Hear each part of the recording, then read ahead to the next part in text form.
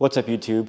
So we're back for another episode of VIX Vehicles, and in this episode we're going to be doing a replacement of the PCV valve. So PCV stands for positive crankcase ventilation, and it's a really important emissions control device. Basically, during the combustion process, excess gas can sometimes leak out of the combustion chamber and build up pressure in the crankcase, and those gases need a place to go. What the PCV valve does is let those gases escape back into the intake so it can be reburned in the combustion process. Without the PCV valve, what would happen is those gases can just escape into the atmosphere, and then it's just leading to increased emissions and hurting the environment.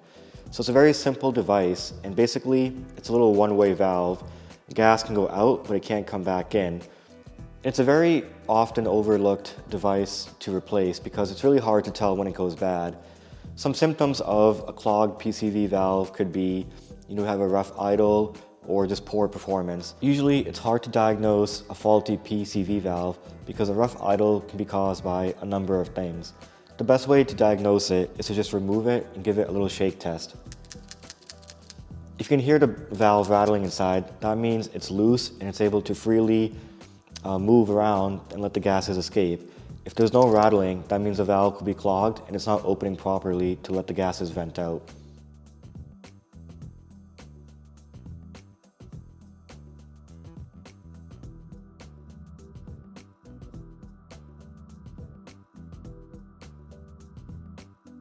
We'll start the replacement process by removing the vacuum hose.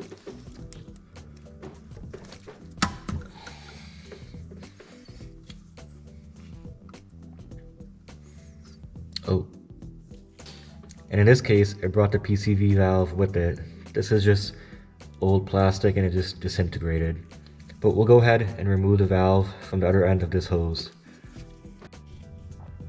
This rubber grommet is also really brittle. We're going to go ahead and replace it with a fresh new one while we're in here. So let's just go ahead and kind of pry this out.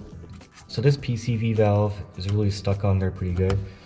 You just want to get a screwdriver here if it's stuck and just kind of keep on prying it. Eventually you'll get it loose and then it'll be able to come out.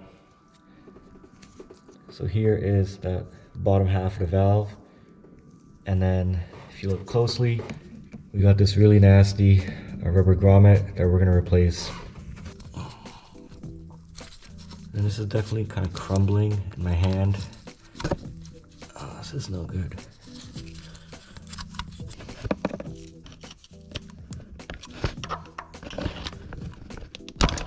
Oh, there it goes. Let's go find that. So after cleaning up the area, we'll go ahead and insert our fresh grommet.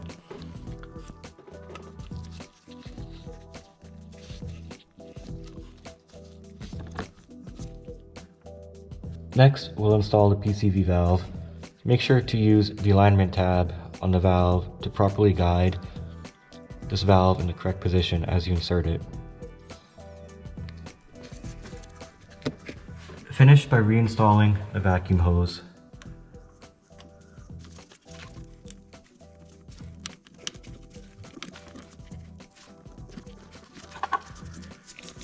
There, all done.